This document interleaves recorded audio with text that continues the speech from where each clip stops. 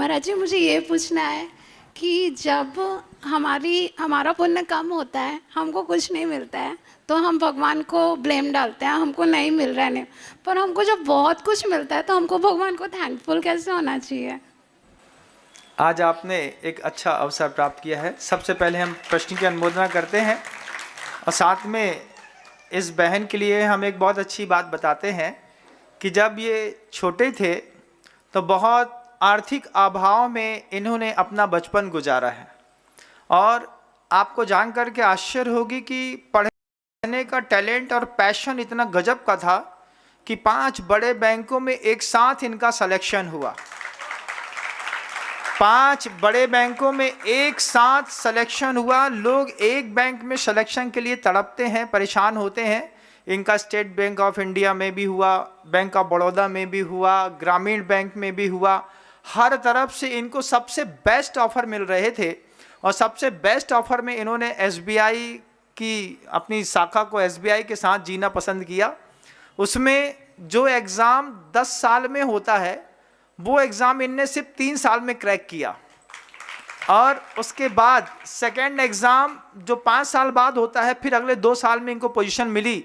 तो 5 साल में ये क्लास 2 ऑफिसर बनके आज बम्बई में कम से कम 40 बैंक मैनेजरों को डील करते हैं, सबको बहुत अच्छा व्यवस्थित करते हैं। छोटी उम्र में अपने पैशन को लेकर के इन्होंने जो पुरुषार्थ किया है, ये पुरुषार्थ मैंने इस बहन का बचपन से अपनी आँख के सामने देखा है।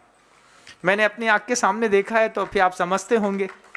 और मैंने उनकी ताकत भी देखी है कि जब मैंने उनसे कहा कि आप इसको रोक भी सकते हैं, तो उसने एक ही बात कही कि स्टेट बैंक ऑफ इंडिया मेरा पैशन है, मैं पूरी ज़िंदगी स्टेट बैंक ऑफ इंडिया के लिए ही जीऊँगी, चाहे कुछ हो जाए। और आज वो अपने पूरे परिवार का अच्छे से भरण पोषण करते हैं। आज वो खुद चरम पर हैं। तब ये प्रश्न उठ रहा है कि हम जब अच्छे मुकाम पर होते हैं उस वक्त हम भगवान को कैसे थैंक्सफुल करें। आज आपने वो काम किया है। आज आपने एक जिनबिंब छत्र चमर भामंडल रखने का जो सौभाग्य प्राप्त किया है, इसी के माध्यम से आप जिन शासन की उन्नति कर सकते हैं, भगवान को आप थैंक कर सकते हैं। मैं चाहूँगा कि धीरे धीरे करके आपका पुरुषार्थ इतना बढ़े कि गुरुदेव के जितने भी तीर्थ हैं, हर तीर्थों पर आप अपने परिवार की ओर से एक एक जिनबिंब रखने का सौभाग्य प्राप्त कर सकें। महाराज जी, एक और प्रश्न अंतिम।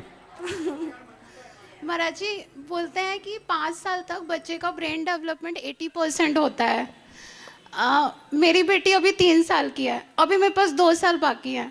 मैं उसका ब्रेन की फीडिंग कैसे कर दूं कि वो हमारे जैन धर्म के लिए और उसके लिए हमारे रक्षा करे और वो कभी भी कुछ गलत काम ना करे। बहुत अच्छा प्रश्न, बहुत अच्छा प्रश्न की अनुमोदना। क्योंकि मैं जॉब करती हूँ महाराज जी, मैं 24 आवर्स उस पर ध्यान नहीं दे सकती हूँ। बहुत अच्छा प्रश्न है। जब बच्चे कुछ नहीं समझते हैं उस वक्त बच्चों को पाप पुण्य समझाना चाहिए। उस वक्त बच्चों को हिंसा अहिंसा के बारे में समझाना चाहिए। उस वक्त बच्चों को दया करुणा कंपाइंडनेस के बारे में समझाना चाहिए। अगर अबोध अवस्था में आपने बच्चे को पाप पुण्य समझा दिया, हिंसा समझा दी, नरक समझा दिया, दया अनुकंपा समझा दी, क्रूरता समझा दी, पाप से मिलने वाले फल दिखा दिए, निश्चित मानिए आपने अपने बच्चे को संवार दिया। क्योंकि एक बार बचपन में जो एक बार पाप पुण्य को लेकर के धारणा बैठ जाती है तो बड़े होने तक भी वो पाप पुण्य की धारणा कभी मिटती नहीं है। आप सबसे पहले बच्चों को पाप पुण्य दया करुणा क्षमा के बारे में सिखाएं तो बहुत अच्छा रहेगा।